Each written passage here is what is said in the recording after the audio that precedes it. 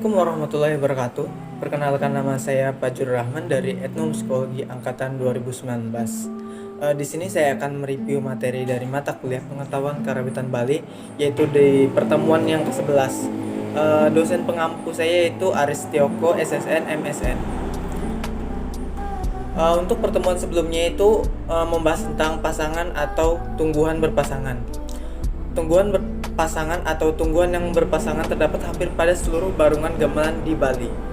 Sebagai contoh, tumbuhan gangsa gantung atau unggal, pemade, dan kantil. Dan tumbuhan gangsa jongkok atau penunggal, pengangkep, dan turing. Kemudian ada pemade dan kantil dan lain-lain. Tumbuhan berpasangan dapat terjadi disebabkan karena 5 faktor sebagai berikut. Tumbuhan berpasangan ini dalam rangka membentuk pola, tabuhan, atau candetan, kabelit, dan lain-lain. Kemudian tumbuhan berpasangan ini dalam rangka mewujudkan ombak karena dampak dari frekuensi yang berbeda. Kemudian tumbuhan berpasangan disebabkan adanya tingkat pelarasan yang berada, artinya mempunyai tinggi rendah frekuensi yang berada dalam satu nada, serta pola tabuhan yang berbeda, sehingga menghasilkan sebuah jalinan. Kemudian panggul. Istilah panggul ini kadang-kadang diucapkan juga pangul, yang artinya alat pemukul tumbuhan. Panggul dibuat dari kayu atau tanduk yang ukurannya tergantung kebutuhan tiap jenis tumbuhannya. Jenis tumbuhan yang dipukul dengan panggul ada 2 macam, yaitu satu tumbuhan yang dipukul sebagai panggul. Kemudian yang B yaitu satu tumbuhan yang dipukul dengan menggunakan 2 panggul. Kemudian ada resonator. Bambu dalam gamelan Bali dapat dikatakan sangat dibutuhkan karena hampir di setiap tumbuhan yang menggunakan bilah dan bentuk-bentuk tumbuhan tertentu yang menggunakan resonator menggunakan bambu. Selain sebagai resonator, bambu juga digunakan untuk sumber suara. Antara lain yaitu ada jegok, undir, barangan, dan lain-lain. Resonator diletakkan pada bagian bawah bilah yang berfungsi untuk memperkeras volume suara yang ditimbulkan dari sumber suara. Kemudian cara memainkan tumbuhan. Yang pertama yaitu satu, ditiup. Jenis-jenis tumbuhan yang dimainkan dengan cara ditiup adalah tumbuhan suling, kemudian ada pleret, ada sungu, dan genggong. Kemudian cara memainkan yang kedua itu dengan cara digesek. Di Bali, jenis tumbuhan yang dimainkan dengan cara digesek hanya satu, yaitu tumbuhan rebab. Alasan penggesek tumbuhan rebab disebut pengaradan. Kemudian cara ketiga itu dipetik. Tumbuhan yang dimainkan dengan cara dipetik yaitu tumbuhan mandolin yang digunakan pada barungan gamelan mandolin. Kemudian ada yang keempat dengan cara digoyang. Jenis-jenis tumbuhan yang dimainkan dengan cara digoyang ada 2 jenis tumbuhan, yaitu tumbuhan gentorak, dan okokan. Kemudian ada yang kelima yaitu dipukul. Jenis-jenis tumbuhan yang dimainkan dengan cara dipukul sangat mendominasi di dalam karawitan Bali. Hampir setiap barungan gamelan menggunakan jenis tumbuhan yang dimainkan dengan cara dipukul. Jenis tumbuhan yang dimainkan dengan cara dipukul ada 2 macam, yaitu dipukul langsung dengan tangan, kemudian dipukul dengan menggunakan alat pemukul atau disebut dengan panggul. Kemudian di karawitan Bali sendiri ada pengelompokan tumbuhan, yaitu Bali mempunyai berbagai bentuk barungan gamelan, mulai dari menggunakan satu jenis tumbuhan yang disajikan oleh 2 orang, sampai barungan gamelan yang menggunakan berbagai jenis tumbuhan yang disajikan oleh sekitar 60 orang. Ya. Banyak. Masing-masing barungan tersebut mempunyai repertoar yang berbeda-beda, dan dalam satu barungan pun dari satu desa atau seka yang lain mempunyai repertoar dan tabuhan atau garap gending yang berbeda-beda. Ada beberapa pakar yang telah mengelompokkan jenis-jenis tumbuhan berdasarkan sudut pandang yang berbeda, yaitu ada Sek Hanbostel mengelompokkan instrumen menurut sumber bunyinya, yaitu idiopon, membranpon, aeropon, dan kordopon.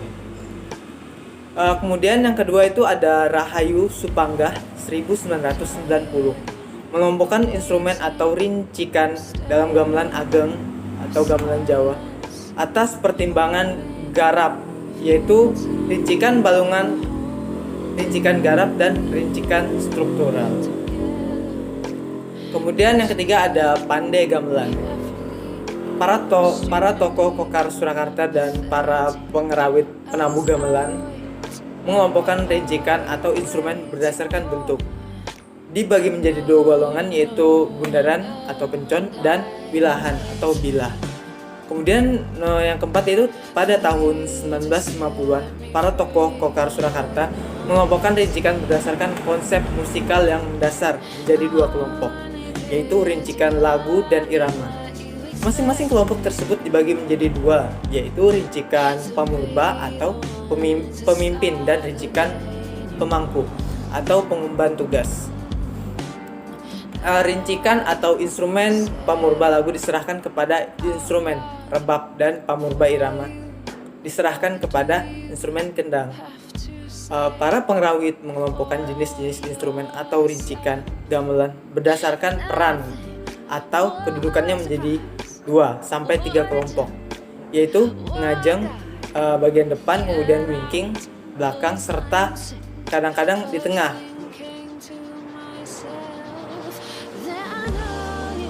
Pengelompokan tersebut di atas terutama nomor 2 sampai 4 objek sasarannya adalah pada gamelan Jawa.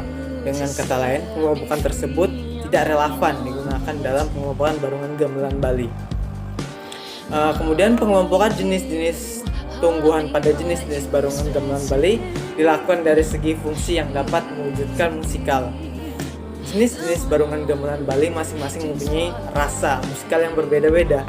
Dalam satu jenis barungan pun juga mempunyai rasa musikal yang berbeda. Hal ini disebabkan karena satu jenis barungan gamelan mempunyai bentuk tungguhan dan jumlah jenis tungguhan yang berbeda-beda.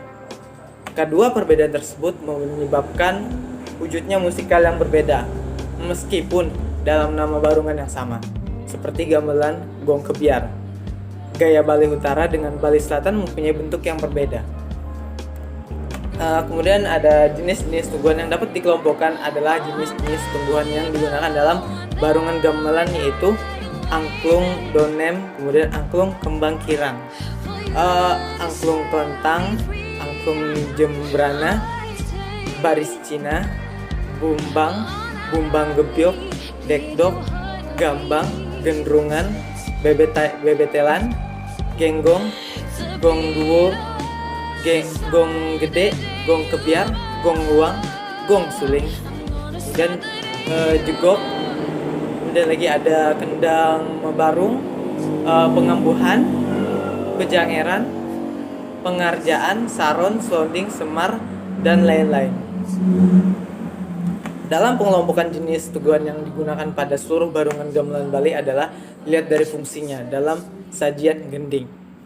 Berdasarkan hasil analisis Pandai Made Surakarta, pengelompokan dua jenis tungguhan yang digunakan pada seluruh barungan gamelan Bali dapat dibagi menjadi 6 kelompok, yaitu 1 kelompok tungguhan batang gending, kemudian 2 kelompok tungguhan penandaan, kemudian 3 kelompok tungguhan pepayasan, kemudian keempat kelompok tungguhan pesunguli, kemudian kelima kelompok tungguhan pemanis, dan keenam kelompok tungguhan pengramen. Kalau untuk yang pertama yaitu ada kelompok tungguhan bentang gending, yaitu bentang gending atau sering disebut juga bentang tabuh pemageh tubuh adalah kerangka lagu atau gending yang masih polos tanpa variasi. Kemudian ada yang kedua yaitu kelompok tungguhan penandaan, yaitu penandaan artinya penuntun atau pemimpin. Jadi kelompok tungguhan penandaan adalah kelompok tungguhan yang memimpin atau menentukan sajian gending.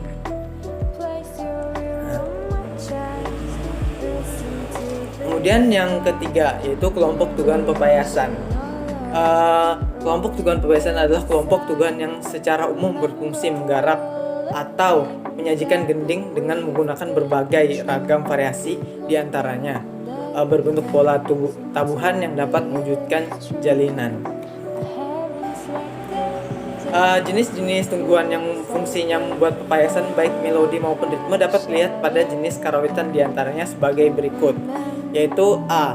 Tumbuhan pepayasan melodi dalam gamelan angklung don nem, angklung kembang kirang, angklung kelentangan, angklung jembrana adalah tumbuhan gangsa pemade, kantil dan barangan. Kemudian yang B-nya ada tumbuhan pepayasan ritme. Ini yang keduanya, yaitu dalam gamelan gong gede, gong kebiar, Bali Utara dan Selatan. Kemudian gong luang adalah tumbuhan ceng-ceng kopiak. Ya, cukup sekian dari materi pertemuan ke-11. Saya ucapkan terima kasih. Kurang lebihnya saya mohon maaf. Wassalamualaikum warahmatullahi wabarakatuh.